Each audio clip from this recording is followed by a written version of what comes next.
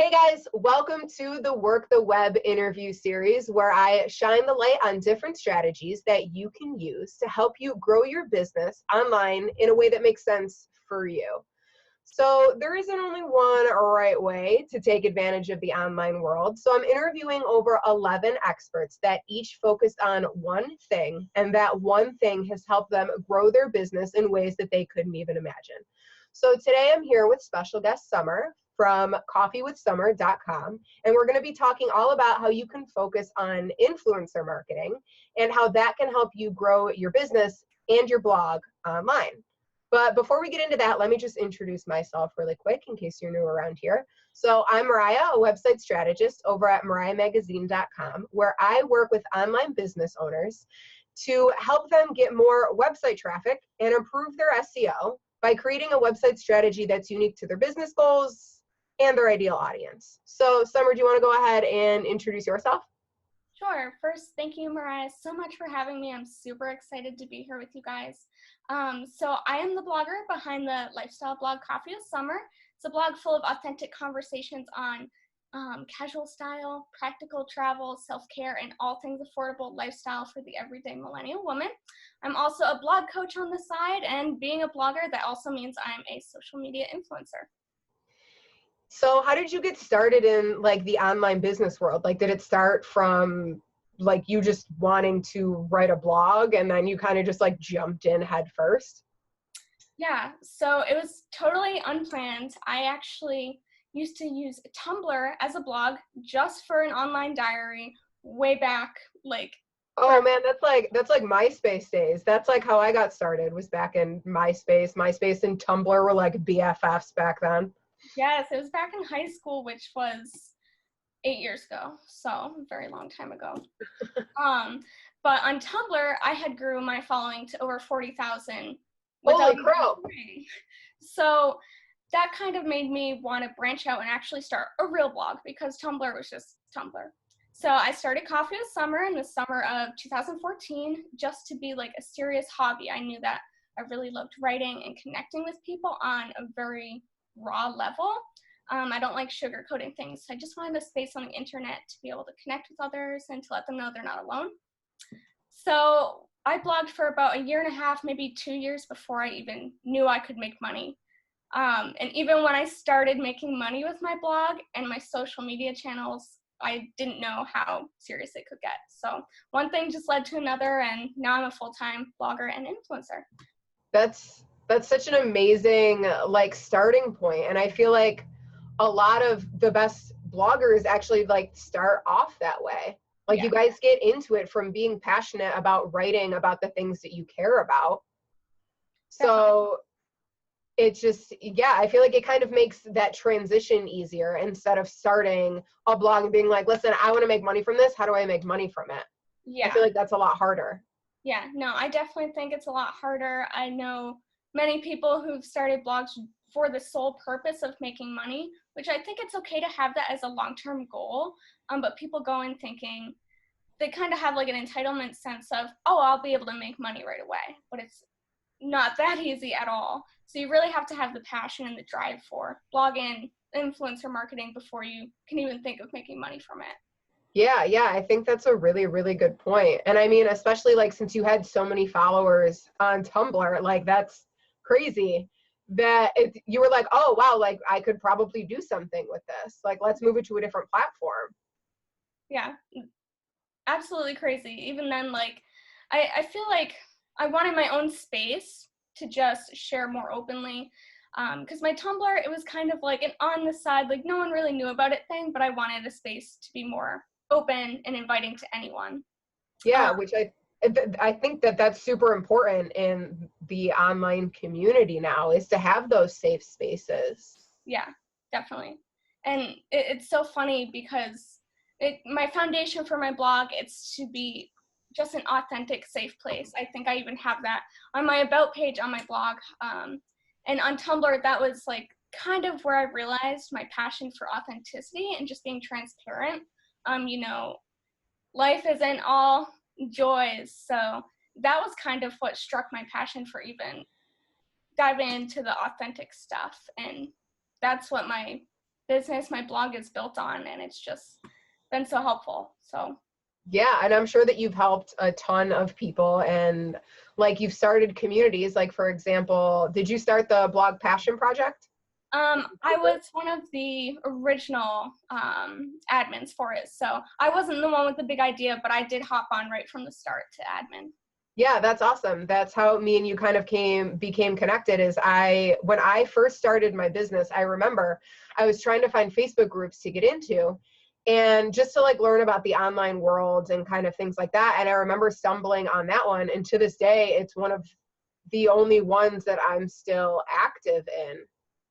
That's So it awesome. just goes to show that like the communities on Facebook aren't all like drop your link and leave in order to get website traffic. Like if you find the right ones, you can really get the benefits from it. Yeah. There's so many Facebook groups out there for business owners, entrepreneurs, photographers, bloggers, influencers. There's so much out there. So if you haven't looked, whatever your niche is, go look. But yeah, that was really important for the admins of Blog Passion Project when we started it, was to have it be a place where you don't just like drop to get traffic, but you get to form community and network with other bloggers. And I think that's really important business-wise anyway, even if Mhm. you start off as a hobby and then you're like, oh wait, I could turn this into something more. And just in general, having community, regardless of your career path, is essential. Yeah, for sure. So people that are interested in just even checking out the Facebook group, I'll go ahead and leave the link in the description below so you guys can go ahead and check it out. So how long have you been in business? Like when did you turn your blog into like a full-time thing? So I became full-time just over 2 years ago. Before that, I was making money for about a year and a half, but not enough to actually take that leap. Thankfully, my husband was able to go alongside me because people just think, oh, you're a full-time blogger, so you must be making bank. But it doesn't start off like that. It's ever since I've become full-time with it over 2 years ago, it's just been continually growing.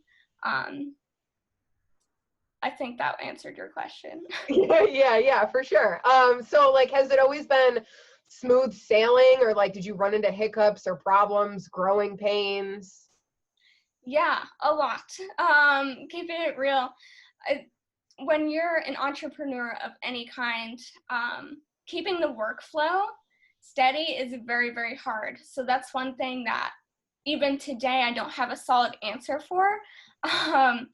Because it ebbs and flows. You know, the holiday season, it's a great time for influencer marketing. Summertime, back to school time. Every niche has its own kind of season that it goes through. And Okay. there are low seasons. So for example, I'd say with the influencer marketing world, the start of the new year is always the slowest time for everyone. So you got to try to find other ways to supplement your income, whether that be affiliate links, affiliate programs, or offering coaching, or doing something completely different that's related to your brand. Yeah, I think that that's a really good point that I mean like I would not have even realized was a thing. Yeah, it's crazy. It's definitely, if you want a steady income, influencer marketing and blogging, I can't say is that 100%. As you grow, your income definitely grows. So I'm not trying to make it sound negative because it's not at all. It's such a dream, but it does have its highs and lows. Yeah, for sure. So maybe like if somebody was thinking about starting with influencer marketing, just make sure that you have other ways to supplement your income, especially when you're first starting off. So yeah, I think that's really good advice. I know that in terms of like growing your business online, I know that you've really focused on influencer marketing. Can you explain kind of like what influencer marketing is all about? Yeah. So from my perspective, influencer marketing is when an influencer gets to partner with brands that they already love and use to their share with their audience to promote the brand. Now, the whole purpose of influencer marketing is to grow the brand's awareness, not necessarily to make sales. Brands can sometimes get that confused too. Oh, that's interesting. Yeah, I'm sure we'll get to that. Yeah. But influencer marketing, honestly, I think it's the best thing that's happening in the world of advertising right now. Before brands used to work with reporters at newspapers, and then classic TV and radio, but now they have people that have everyday lives, and they're able to use their everyday life to promote the product in an authentic way. So I think the brands really hit gold here with influencer marketing. Yeah, I know that there's been a ton of things that I've been sucked into. Like even just like scrolling Instagram, I'm like, oh my gosh, that's amazing. And I wouldn't know about it if I wouldn't honestly, I would not have even clicked on it, looked at it twice, or like researched it anymore if it was just an ad. It's the fact that I've seen somebody and that like they're authentically using it in their life, that really does make a big difference. It has the trust factor, we're not celebrities out promoting it, being paid the big bucks, just to stand behind a name. We're people that actually use these products and support these brands. So the trust that we have with our audience already lets them be more open to whatever we're sharing about. Yeah, it works. It definitely works. How did you come up with the idea to start focusing on influencer marketing? So it just kind of happened, to be honest. When I started my blog, I didn't even have Instagram. I didn't even have a smartphone then. So I didn't have the option to have Instagram in 2014. So honestly, if you go back on my Instagram, it's not used for any kind of influencer marketing for the first bit that I had it. And even then, when I got into blogging seriously and even making money with it, Instagram and just social media wasn't a huge influencer. Like, that's not where brands were focusing. They were focusing on the blogs. But now, just a couple years later, they're more concerned with Instagram. Instagram is the big one that brands are after. So, yeah, it just kind of like fell into your lap and you were like, all right, I'm going to run with this. It just happened. And, it just kind of made sense for what brands were looking for. And after I realized I could make money with my blog and that it would be basically the perfect career choice for me, considering all my long-term life goals that I have. Yeah. Well, and I get to be creative. Like, that's like the big part to me. Like, I'm not following like a list of rules. Like, the brands aren't telling me exactly what to do. I have my own creative flow there, which is so key. Oh, okay. Yeah. So coming from like not really knowing about influencer marketing, it's nice to hear that you do get that creative side of it. Yeah, you definitely do. And I mean, there's always some brands that will try to take creative control. You always have something. But most, I would say like 95% of the time, like, I've been able to have free reign, even if there's a prompt, which is normal for a campaign, especially if it's seasonal or holiday focused. You'll have a certain prompt you need to follow, but it's still so open to your interpretation. So yeah, and also to answer your question, I love photography. I wouldn't say I'm some crazy professional photographer, but influencer marketing, it's basically a lot of photography. So yeah, for sure. It just made sense to dive in and to focus on that. Okay. Yeah, that makes a lot of sense. And then giving that creative freedom to influencers, it also allows them to be authentic, because it's like essentially it's like these brands are compensating these influencers because they like their creative viewpoints and how they interact with their audience. Yeah. Okay. That makes a lot of sense. Can you give us an overview of like what the process looks like? Like, do brands reach out to you or do you pitch to them? Are there contracts involved?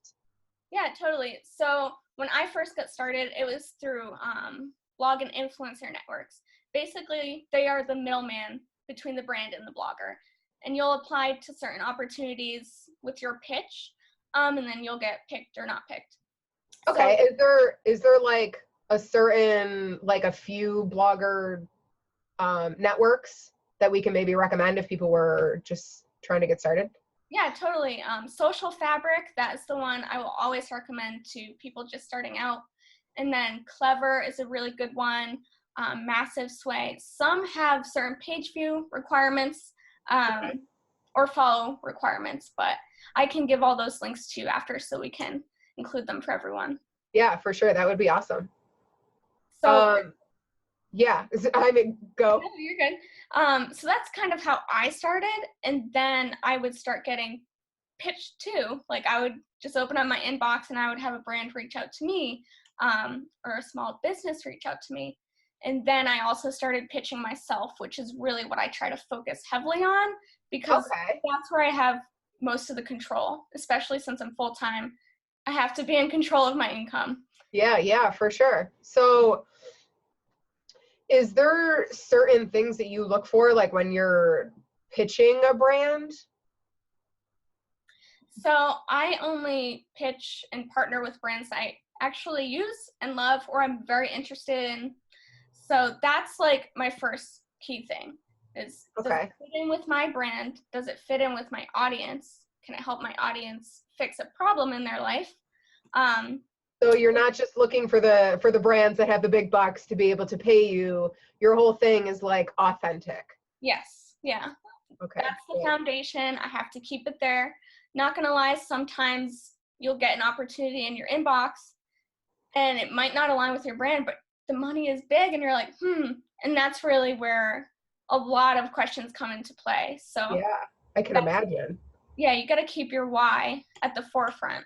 So how do you get paid from them? Like, is it like through PayPal or like, and then the contracts?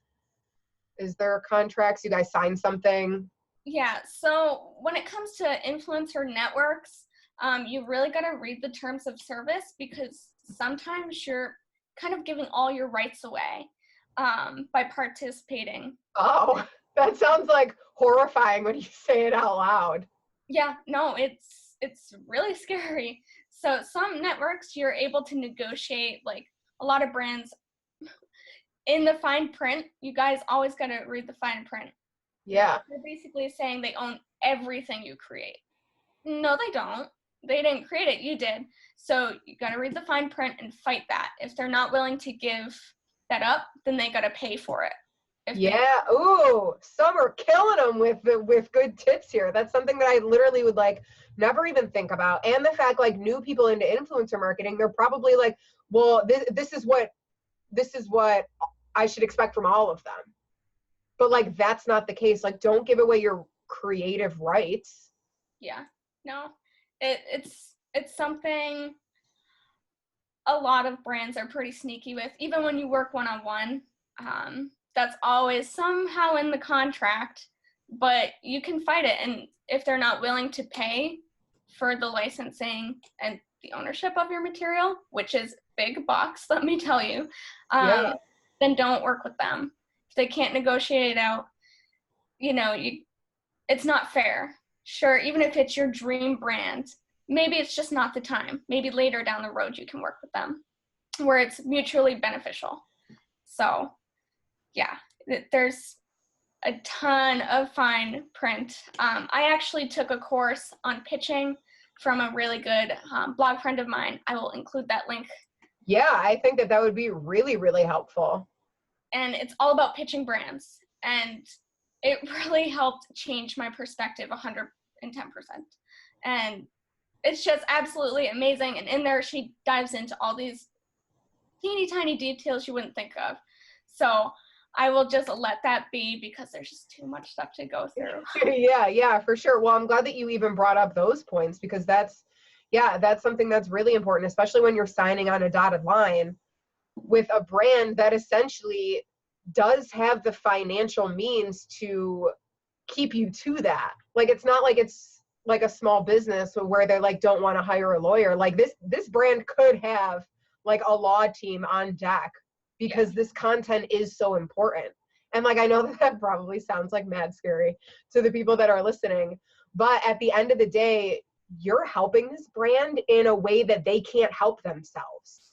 Yeah. The reason why they reached out to you is because they see your potential and worth in the first place. They already know you can help them, so they should be able to negotiate. Yeah, for sure. That's a really good point. So how do you get paid? Like, do you send them an invoice? Do they send you PayPal? Like, do you get paid after, before? So it totally depends. When I'm working one-on-one with a brand, depending on who it is, I will require half upfront. But sometimes, sadly, brands have been kind of, I don't know what the word would be, screwed over by content Yeah. creators. Um, Okay. just keeping it real there. So usually I'm fine with being paid the day everything goes live. Just to build that trust factor, especially if I've never worked with them before. Usually if it's a longer partnership, they already have the trust and they're more willing to pay up front or half up front. I'm usually paid through bill.com, and then some brands it's been through PayPal. Okay. That's definitely good to know. And I mean, like, a half up front and half after, totally normal in basically all terms of business, online business, maybe not so much brick and mortar, but like online business, paying half up front is like the typical go-to in terms of pricing terms. Okay, so what's your favorite part about influencer marketing? I love so much of it. Definitely being able to be creative and being able to solve an issue for my audience or even myself. So that's always really cool. And just being able to partner with brands I love. I'm trying to think of how to put everything into words because it's completely changed my life. Yeah. Um, Yeah, I mean, I follow you on Instagram and like you would talk, like I watch some of your stories and I'm like, what? I feel like I need that. You know what I mean? So it's just like the way that you go ahead and you create your content, you can tell that there's so much passion behind it and you are authentic about it and you'll let people know like, listen, this swimsuit doesn't fit great. Maybe choose another style or something like that. So like you can just tell that, there's so many parts about it that you love to do. And I think that that's one of the biggest components in being successful with it. yeah. Like you have to love it. If you don't love it and you don't love these brands and you don't love these products and you don't love your audience, maybe influencer marketing isn't like the right avenue for you. Yeah, definitely not. There's so much out there that could be fake in the influencer world, from how you grow to you're just accepting anything just for the money. And to each their own. I'm not here to judge anyone, but if you don't have some kind of authenticity behind it, some realness, and I know that looks different for everyone, but if you don't have something like that behind it, then it's not going to be fun for you at all. It's just going to feel like work all the time and stressful, and you're not going to see like the joy in it. Yeah. What do you think like the biggest misconception people have about becoming an influencer is? That our lives are perfect and that we make bank. Both are not true at all, which, going back to being real, that's why I'm such an advocate for influencers to just be real. I'm not saying you have to share every little detail about your life. You have to have boundaries as well. But just letting people know you're human so that the misconception can be broken. And then we make bank. I do a lot of fashion content. So I'm in Reward Style, which is an affiliate program. So I'm one of those bloggers who you'll see swipe up to shop. And those are affiliate links. And people think you make, say, like the dress is $40. They think you make 25. No, you're going to make $1. So yeah, it's not like you're raking in like all of this brand's profits. You're making a small amount. And it's like, even if you, let's say, have 10,000 followers on Instagram, maybe only ballpark, maybe 500 are watching your story. Now, out of that 500, how many people are actually purchasing, going from viewing to shopping cart? Maybe 1%. Yeah. That's $1 that you got from that. Yep. Yeah. It's, and some people, affiliate marketing, that's really their jam. For me, that's something I'm always growing in. And I've kind of accepted it's not going to be my moneymaker because I'm all about affordable lifestyle, not Gucci and Prada and really expensive things. So yeah, I feel like if every influencer kind of does their part to be human and to be honest about influencer marketing, it would just help everyone.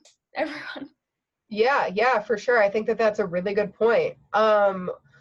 So there's a difference between affiliate marketing and influencer marketing? Yeah, affiliate marketing, it's commission based. So could be Amazon affiliates, Like to Know It. Those are like the two big ones, especially fashion and lifestyle influencers use.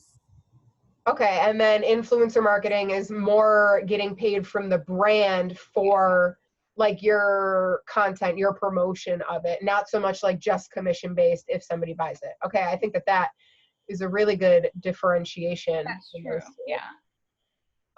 So I know that metrics and numbers are like a huge thing in the blogging world, in the online business world, on the web altogether. Do you have to have like a large following before you even consider becoming an influencer?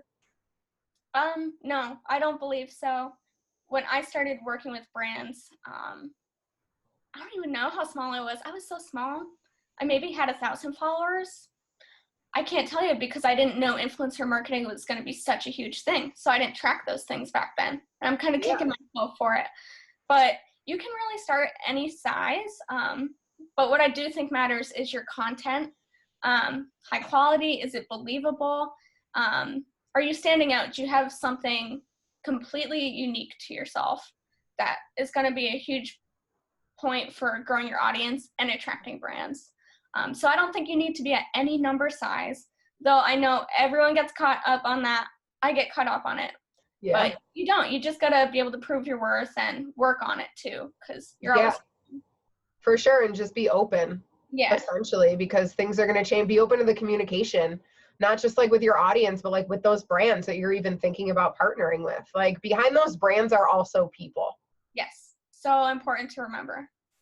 So if like an online business owner or a blogger was thinking about becoming an influencer, what's the very, very first thing that they should do? Make sure your branding is down packed. So I'm sure you already have your branding all figured out for your site, but Instagram is very aesthetic driven. So that might look a little different than what's on your blog, which I think it's okay as long as it's somewhat cohesive. If that makes any sense at all. Yeah, no, that makes total sense. I'm really big on branding for websites and things like that. So it's just finding that happy medium to be able to find that, like, because essentially when people follow you, and we all do this, before we start following somebody, we scroll their feed. Mm-hmm. So it's important that that feed looks cohesive. If it's all over the map, it's like, oh God, if I follow this person, I don't know what kind of content I'm going to get. I'm not going to know if it's them. And so like when they're scrolling this feed, it's important because like your style is essentially what gets their attention. They're like, oh wait, that was Summer's post, because I know from how the way that she edits her pictures, or, you know, from certain things like that. So yeah, I think that that makes a ton of sense. So you would suggest like making sure that before you even start with anything else, just make sure that your branding and your aesthetics are cohesive? Yeah, definitely. That, at least for me, I don't know if it's like the creative aspect to me, but like you said, I'm scrolling someone's feed a while back before I decide I'm going to follow them or not. So I think you got to focus on the first impressions kind of a thing, because people, before they follow you, sure, you might have someone, but they're not going to go read your captions. They're more drawn into the visuals. Mm-hmm. So I would focus on that. And also, don't be afraid to spend a little money. Now, I'm trying to think of how to explain this without it being weird. But there are some people out there that will like buy products and then pose it as sponsored content. Obviously, that's not cool at all. Don't do that. But if you have a product you really, really love, then genuinely share it with everyone. You shouldn't be waiting around until that brand wants to pay you. If you love it, so it's kind of like a fake it till you make it type thing, just a more authentic way. So it's like, if you're not getting paid, start training your audience to expect you to post reviews on products that you care about. Yes. Wow, that's such a good way to get started. I was like, how does somebody even get started doing this? And that's a really good way. And it kind of, I feel like it might help you figure out if you even like this. Yes, I was just going to say that it helps you to be conditioned to it too, and to really see if it's for you or not. That is a really good starting point. So in terms of like your campaigns and stuff like that, is there like an app that you use to track or reach out or like run campaigns with brands? When I'm not using influencer networks, which I don't really use them too often now, but other than that, not really. It's just all through email. If I need to pass along assets, or they do, it's usually Dropbox. Okay. But does that answer your question? Yeah, for sure. So basically there's nothing crazy that you need in order to get started. Just keep up on your social media, get branded, maybe test it out a little bit. Yeah. Is there anything that you added to your website in order to get this to work for you? I know you mentioned like, what is like to know it? Is that like a separate app? So Like to Know It, it is part of Reward Style, and that's affiliate marketing. Okay. So I guess you could say that's part of it. I include that in blog posts. I actually don't have a Shop My Instagram page on my blog right now, just because I'm not focusing on affiliate marketing heavily. Yeah, for sure. But that is something that I think that I've seen on blogs before. Oh yeah. A lot of fashion bloggers, like you'll always see a Shop My Instagram page. Yeah. Okay, cool. So I'll go ahead and leave the link to that app too. So I know that social media is a huge platform for growing a blog and an online business. So can you highlight one thing that you do maybe on Instagram that really helps your business grow? Instagram stories is where it's at. It's so funny. I never thought I would be like comfortable just hopping on, basically talking. It feels like you're talking to yourself when you're recording Instagram stories, but just sharing life, up to dates with your blog, stuff like that. I never thought I would be so comfortable just hopping on chatting with everyone, but I am, and I think it's made all the difference. People aren't just seeing a photo or a graphic with text on it. They're seeing you, and they can really connect with that. I feel like if people can connect with you, then they're more apt to trust you, follow along, engage with you. Yeah, engagement is such a huge thing, especially like I feel like a lot of social media, especially for business, it's shouting. It's like you with a megaphone, like shouting at your potential clients, your audience, when really in order to get results, you can't shout at them. You have to talk to them. They're humans. Yeah. Sorry. Just being available too. If people are commenting like on your post, respond to them. Don't ignore them. People send you a DM, respond to them, like we said earlier, behind the brand, there's a person. And that's kind of like how it is for influencers too. People need to know you're a person. And that'll just help you. Yeah, I think that that's a really good point too. So if you could do it all over again, knowing what you know now, would you do anything differently? Yeah, I would probably focus on Instagram growth more, just because that's like all the rave. For your audience, like that's where people usually hang out most, and that's what brands are looking for. But other than that, I think I would have done everything the same. I might have cracked down on pitching sooner than I did. Just like the tiny details, I probably would focus in on more. But okay. I'm definitely glad that I had my blog as a starting point though, because social media, I meant to mention this earlier, people, especially Instagram, people want to be Instagram influencers. And I think that's great. But I feel like you need to have some other basis, like a blog or a website that you own, to kind of really get that off the ground. I'm not saying you need to blog to be successful on Instagram, but I just think it's a smart move, because Instagram could shut down tomorrow, next week, and then it's like even reaching out to these brands, it's like, okay, and then you just point them to your Instagram. Like Instagram is great, but it's not enough information to position you as an authority. But if you point them over to your website, now they have a homepage and about page. They can read your blog. They can see how you're interacting. They can see how you're writing. It's just that online foundation that's going to take you to the next level. Definitely. So if you could give people one actionable tip about becoming an influencer, what would it be? I think that we went over a ton already, but if you could pick like one. You want to narrow down your target audience. That's really important. A lot of people will go into it being like, well, I just want to reach whoever I can reach. Like, I want to reach women. Well, what kind of women? Millennial, Gen Z, like, what kind? That's very important. So I feel like just establishing who your target person is key. You know, you got to get down all the way to what do they do on a day off? What do they do for fun? I think it's really important to identify who that is, so that along with like your transparentness with creating content, you also know exactly who you're trying to create content for. Yeah. And I think that's so important for, I mean, your entire online presence in general, like not even just for influencer marketing, but for Instagram, for your website, it's huge. And I try to stress that a lot with my clients, is that like, you really need to know who you're talking to. Because if you're talking to everybody, you're talking to nobody. Yeah. Because you want people to read your stuff and be like, wow, that's me. Like they're literally talking to me. Like that's how we want them to feel. Because like they're the people that we're solving problems for, that we're giving the solutions for. It's them. And we want to be like, hey, we can help you. Mm-hmm.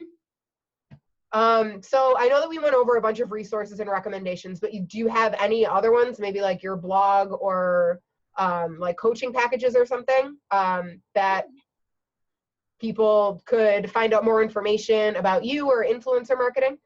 Totally, yeah. My blog is coffeewithsummer.com. I have a ton on there, even related to social media tips. It's a whole category. But I do offer blog coaching for new bloggers, and I'm also open to custom packages for, say, Instagram or any other social media channel. I do offer a free 20-minute discovery call to see if you'd even be willing to commit to it, if it's really what you need, and if we're a good fit. So we'll definitely include the link for you there. And hey, if you want to email me just to pick my brain, do so. My email is contact@coffeewithsummer.com, and we'll include that for you guys as well. Yeah, awesome. So I will add all of the links to all of that stuff. And then Summer, I just want to thank you for being a guest on the Work the Web interview series. I think that we went over a ton of really, really helpful information, starting points and tips for people that are curious about either like what influencer marketing is, or using it to better grow their audience and grow their blog and their business online. And then you guys watching, make sure that you are checking out all of the other interviews in this Work the Web series. I've talked to a lot of really, really, really helpful online business owners, and they gave some insanely valuable tips on what they focused on that has helped them grow their business in a way that works for them. And then just as Summer said, if you guys have any questions at all, just go ahead and comment below, reach out to one of us. Both of us are on Instagram. And then if you enjoyed the video, make sure that you give it just a really quick thumbs up. All right, we'll see you guys later.